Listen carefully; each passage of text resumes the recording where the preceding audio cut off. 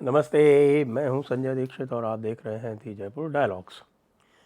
हमारे केजरीवाल जी की नौटंकी जो है वो आगे और बढ़ती चली जा रही है और उनका जो पूरा का पूरा मामला है और उनकी पार्टी का जो मामला है वो नए नए पेंचों में फंसता जा रहा है।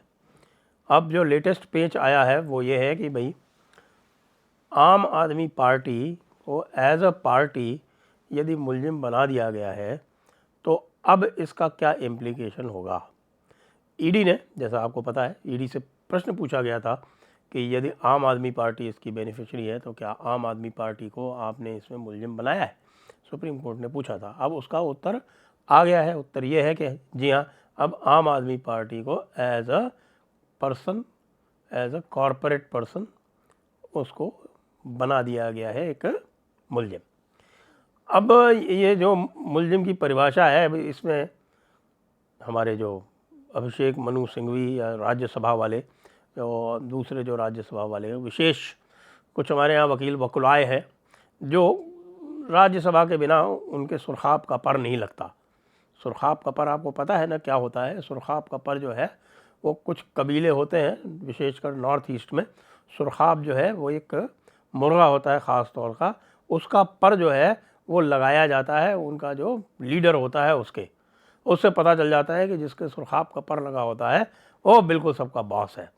तो सुरखाब के पर इनको लगाने के लिए राज्यसभा की मेंबरशिप चाहिए, वही इनका सुरखाब का पर है।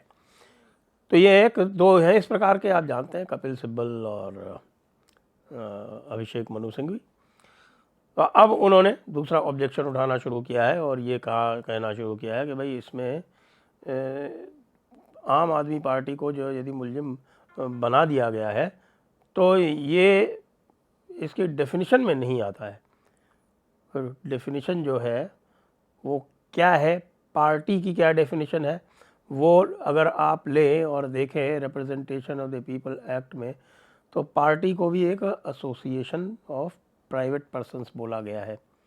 और सेक्शन 70 ऑफ पीएमएलए में भी जो डिफ़ाइन किया गया है कंपनी को, तो उसमें ये भी लिख दिया गया है कि company means any other association of persons.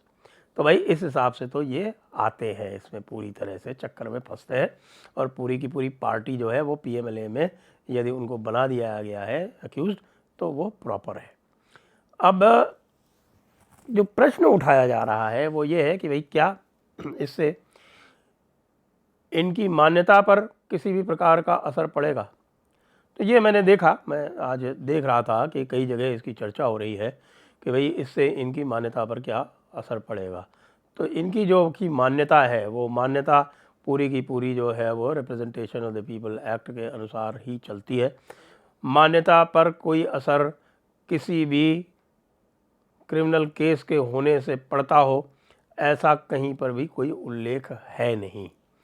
यद्यपि कुछ लोग यह आर्ग्यू कर रहे हैं कि जिस प्रकार के एथिक्स चाहिए किसी भी पॉलिटिकल पार्टी को चुनाव लड़ने के लिए, यदि उसके ऊपर इस प्रकार का केस फाइल हो जाता है तो निश्चित रूप से उसकी मान्यता जो है वह एज ए पॉलिटिकल पार्टी समाप्त होनी चाहिए, विशेषकर यदि केस जो है वो मनी लॉन्ड्रिंग इत्यादि का हो।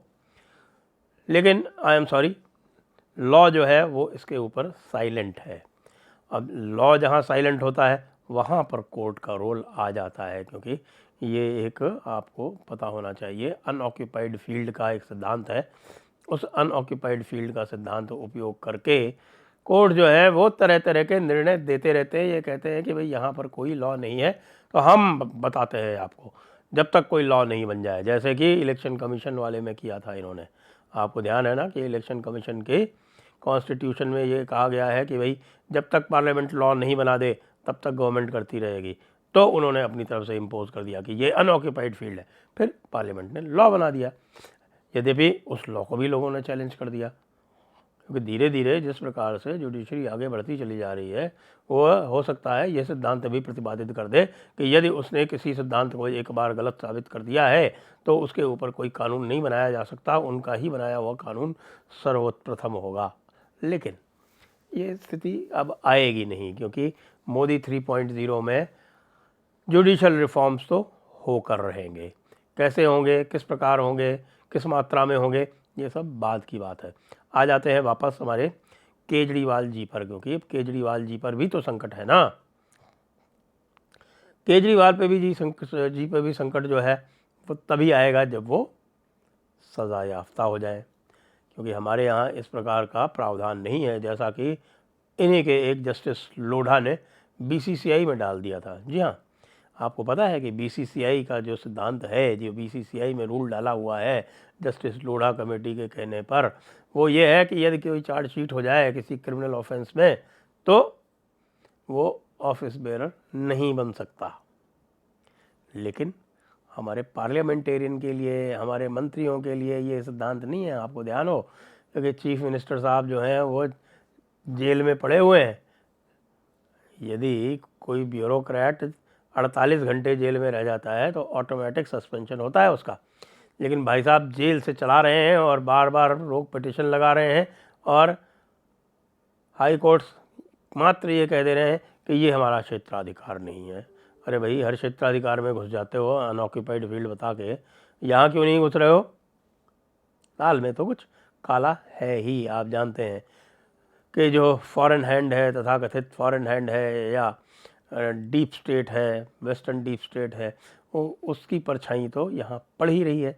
जॉर्ज सोरोस के बारे में तो मोदी ने भी कह दिया कि आप लोग जो है वो क्वेश्चंस कहीं और से, आपके प्रेशर के हिसाब से आपके जो क्वेश्चंस होते हैं, जो इकोसिस्टम है वो आपके ऊपर एक अनदेखा, एक अदृश्य एक दबाव बनाता है और उस दबाव के हिसाब से आप लोग प्रश्न पूछते हैं। ये उन्होंने आज तक के इंटरव्यू में कह दिया, बिल्कुल साफ साफ कह दिया कि भाई हमारे जो पत्रकार लोग हैं वो कायर हैं। आज बड़े मज़े की बात ये हुई कि अरविंद केजरीवाल जी जो थे, सड़ जी गए थे धरना देने भारतीय जनता पार्टी के दफ्तर के सामने। और जब वो धरना दे रहे थे उसी समय पुलिस जो थी उस शीश महल पर दबाव दे रही थी। वो शीश महल पहुंच गई और शीश महल में उसने जो डीवीआर था वो जब्त कर लिया। अब डीवीआर जब्त करने के बाद जो है वो खेल और भी गड़बड़ हो जाएगा, क्योंकि उन्होंने जो डंप दिया था, जो भी सीसीटीवी कैमरे का जो डंप निकाल के एक पेन ड्राइव में दिया था पुलिस को, उसमें कुछ भी नहीं था, वो ब्लैंक था। और जो आईफोन था वो फॉर्मेट किया जा चुका था, यानी डिस्ट्रक्शन ऑफ एविडेंस तो उन्होंने कर ही दिया। इसके बाद अब डीवीआर जो है वो कब्ज़े में आ गया है। दोबारा शीश महल से जाके कुछ सबूत इकट्ठे किए गए हैं। तो जब हमारे केजरीवाल जी को ये पता चला कि वो यहाँ पर धरना दे रहे हैं और दूसरी तरफ शीश महल पुलिस पहुँच गई है, तो फटाफट धरना बंद करके भाग लिए। फटाफट धरना करके बंद करके भाग लेने से जो प्रश्न उठ रहे हैं वे तो समाप्त होंगे नहीं। प्रश्न हमारी मीडिया पर भी उठ रहे हैं, क्योंकि मीडिया का एक बड़ा हिस्सा है, ये वही बड़ा हिस्सा है जो हर समय फ्रीडम ऑफ स्पीच और ट्रूथ टू पावर की बात करता रहता है। लेकिन जब उनके प्रिय लोग आते हैं, उनके प्रिय लोगों में ममता बनर्जी है, ममता बनर्जी ने धमकी दी है। उन्होंने इस्कॉन और रामकृष्ण मिशन के साधुओं को धमकी दी है कि तुम हमारे लिए वोट मांगो, जिस तरह से इमाम लोग हमारे लिए वोट मांगते हैं। ये भारत का तथाकथित सेक्युलरिज्म है, जिसके गीत रवीश कुमार और अजीत अंजुम टाइप के बिके हुए पत्रकार गाते हैं। अब अरविंद केजरीवाल का बहुत कुछ नहीं होने वाला है। अरविंद केजरीवाल का जो अरेस्ट वाली जो पिटिशन है वो अभी पेंडिंग है। राघव चड्ढा को जो अरविंद केजरीवाल ने पिटिशन दी है कि भाई मेरी इज्जत रख ले, मेरी जान बचा ले, तू तो मेरा दामाद था होने वाला और तू मेरा दामाद नहीं बना, इसलिए नहीं बना कि हमें पता चल गया कि तू दुहाजू है, तो दुहाजू के साथ में हम अपनी बेटी नहीं देना चाहते थे। कोई बात नहीं, तूने परिणीता को पटा लिया, परिणीता के साथ तेरी शादी हो गई, हमने तो कोई ऑब्जेक्शन नहीं किया। और देख, तेरे को पंजाब का सब कुछ बना रखा था, अब हम तेरे को दिल्ली का सब कुछ बना सकते हैं। तो भाई ये राज्यसभा जो है ये अभिषेक मनु सिंघवी को दे दो भाई। अभिषेक मनु सिंघवी जो है वो बेचारा बहुत परेशान है, बगैर सुरखाब के पर के वो जो है वो ठीक से पैरवी कर नहीं पा रहा है। जब जाता है जज साहब के सामने तब उसे लगता है कि उसके पास कुछ कमी रह गई है और उस कमी के कारण वो ठीक से आर्ग्यू नहीं कर पाता है। ये राज्यसभा की डीट, ये राज्यसभा की सीट मुझे दे दे राघव, ये चल रहा है अभी वहाँ पर। चलता रहेगा, नौटंकी चलती रहेगी। नौटंकी के साथ साथ जो ख़ास बात है जिसके लिए सारी नौटंकी की जा रही है वो नौटंकी वह नहीं है जिसे आप समझ रहे हैं। इन सबको पता है कि 4 जून को क्या परिणाम आना है।